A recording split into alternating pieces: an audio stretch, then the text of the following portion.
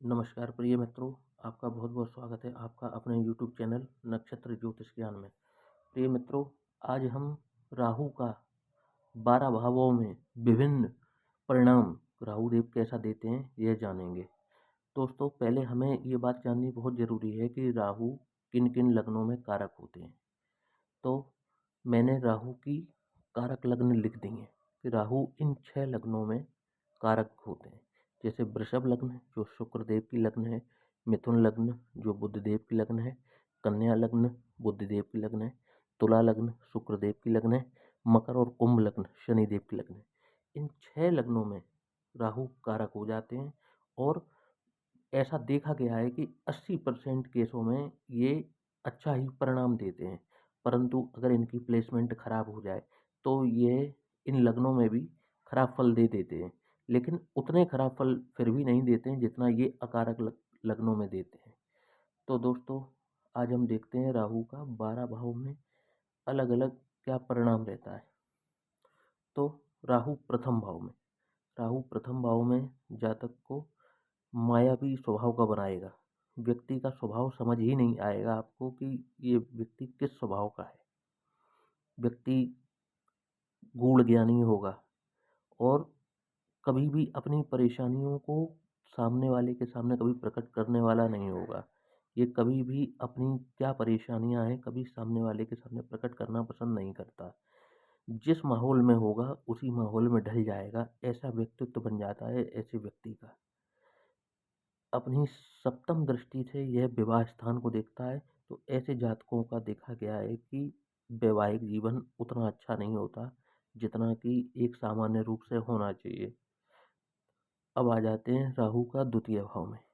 यहाँ राहु अगर अच्छी स्थिति में बैठे हुए हैं तो ये सिंहवाणी देते हैं, व्यक्ति की आवाज़ बहुत बुलंद होगी। और अगर ये अपनी उच्च राशि में यहाँ पर मौजूद हैं या अपनी मित्र राशि में मौजूद हैं, इनकी यही मित्र राशियां हैं, जो लग्न हैं यही इनकी मित्र राशियां हैं। ऐसा कहा जाता है कि राहु जो हैं वो कन्या लग्न में उच्च के होते हैं। कई ज्योतिष शास्त्रियों का मानना है कि ये मिथुन लग्न में उच्च के होते हैं। कई ज्योतिषी यह मानते हैं कि ये वृषभ लग्न में उच्च के होते हैं, परंतु ज़्यादातर सबका मानना है कि ये कन्या लग्न में उच्च के कहलाते हैं। तो राहु यहाँ पर अगर मिथुन राशि में है, कन्या राशि में है, वृषभ राशि में है, तो यहाँ अच्छा परिणाम देते हैं। आदमी को अत्यधिक मात्रा में धन देते हैं और समस्त प्रकार के सुख यहाँ पर प्रदान करते हैं। जातक प्रभावशाली होगा, सिंहवाणी होगा। ऐसे जातक की आवाज़ बहुत बुलंद होती है। अब आ जाते हैं राहु का तृतीय भाव में परिणाम कैसे रहते हैं। यहाँ राहु बैठकर जातक को पराक्रमी बनाते हैं। ऐसा जातक समाज में अच्छा खासा नाम बनाता है, धन दौलत शोहरत बहुत कमाता है।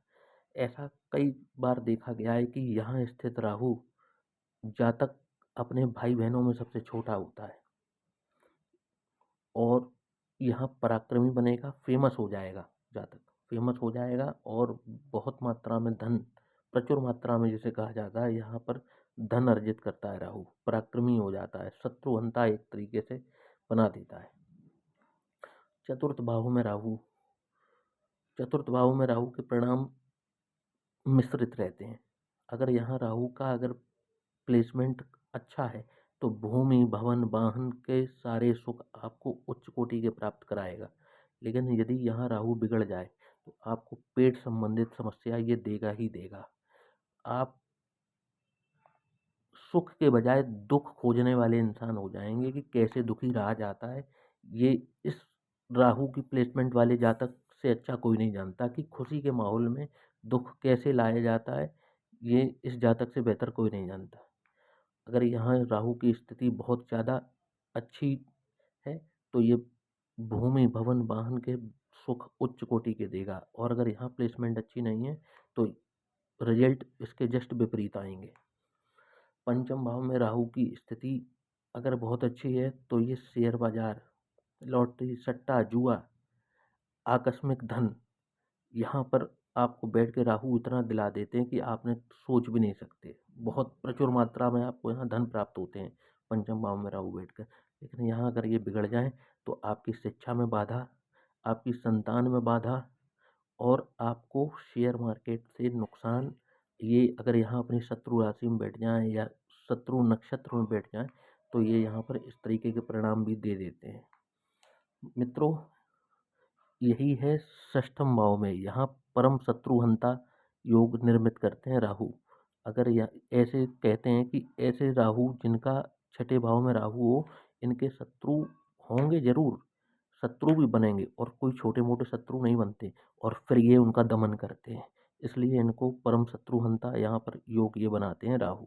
ऐसे जातकों के सामने पहले तो कोई आएगा नहीं, और आ गया तो बच के निकलेगा नहीं, यहाँ उनको हारना तय है। ऐसे जातक जो हैं वो अपने दुश्मनों का दमन करते हैं। रोग रिपु ऋण, इन सब से राहु इनको बचा कर रखते हैं। ऋण से यहाँ बचाते हैं, रोगों से यहाँ बचाते हैं, और यहाँ शत्रुओं पर विजय प्राप्त कराते हैं। कंपटीशन में आपको यहाँ पे जिताते हैं। यही अगर इनकी प्लेसमेंट यहाँ बिगड़ जाए तो रिजल्ट विपरीत हो जाएंगे।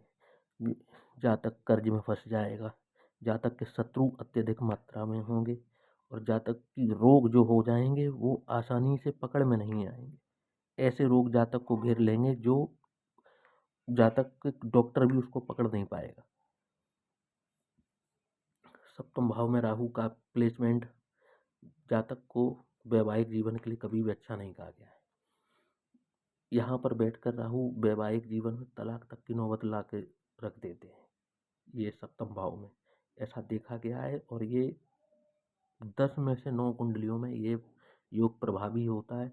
अगर राहु आपके सप्तम भाव में स्थित है तो आपका वैवाहिक जीवन निश्चित तौर पर ये प्रभावित करेगा, ये बात निश्चित है।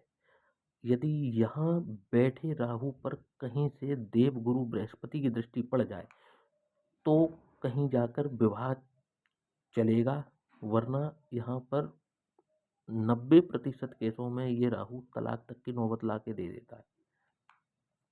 अब आते हैं अष्टम भाव में। अष्टम भाव में स्थित राहु इंसान को गूढ़ ज्ञानी और इंसान को रहस्यमयी और गुप्तचर वाला स्वभाव देता है। यहाँ राहु को बहुत अच्छा नहीं कहा गया, क्योंकि यहाँ राहु मैंने देखा है अक्सर कि ये कर्जों का भी कारक होता है। इंसान को दरिद्र योग भी बना देता है। ये जीवन में इंसान पैसों के मामले में तंगहाली में जीवन जीता है। यहाँ बहुत अच्छा प्लेसमेंट ये नहीं कहा गया है राहु का। नवम भाव में राहु इंसान को धार्मिक बनाता है, इंसान को भाग्य का साथ मिलता है पूर्ण। यहाँ से सप्तम दृष्टि डाल के इंसान को पराक्रमी बनाता है, और अच्छा खासा धन यहाँ पर बैठा राहु इंसान को दिला देता है अगर उसकी स्थिति अच्छी है। और यदि स्थिति बिगड़ी हुई है तो यही परिणाम इसके जस्ट विपरीत होंगे। इंसान का भाग्य कभी साथ नहीं देगा, इंसान धर्म को कभी नहीं मानेगा और तंगहाली की जीवन जिएगा।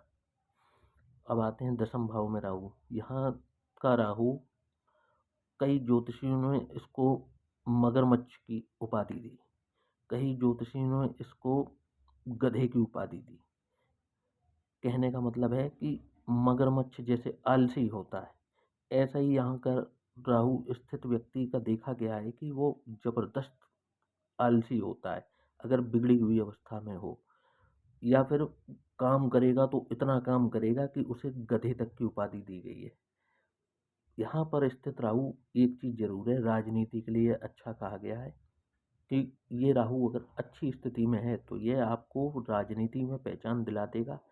और परंतु ऐसे जातकों का देखा गया है कि क्योंकि राहु की स्थिति यहाँ दसम भाव में है तो केतु यहाँ है, ऐसे जातक की अपने माता पिता से वैचारिक मतभेद जरूर होंगे, ये तय बात है।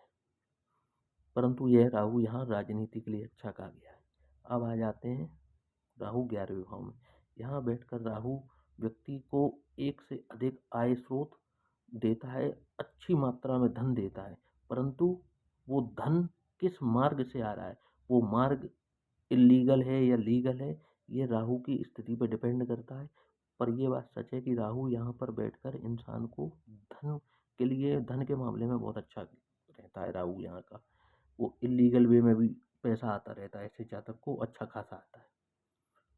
12वें भाव में राहु, यहाँ बैठकर राहु जेल निर्माण योग बनाता है। आपको विदेश, अगर यदि आप अपना जन्म स्थान छोड़ देते हैं, विदेश में जाकर निवास करते हैं, तो यह राहु इंसान को बहुत अच्छे परिणाम देता है। परंतु अगर आप अपना जन्म स्थान नहीं छोड़ते हैं, तो ये यहाँ पर आपको बहुत परेशानियाँ देता है और ये यहाँ पर जेल कारागार योग बना देता है। आपको झगड़ालू स्वभाव का बना देता है और आपको जीवन में एक बार जेल यात्रा करनी ही पड़ती है। तो ये राहु का विभिन्न 12 भाव में फल था। यदि आपको मेरा यह वीडियो पसंद आया हो तो लाइक और सब्सक्राइब करना ना भूलिएगा। धन्यवाद।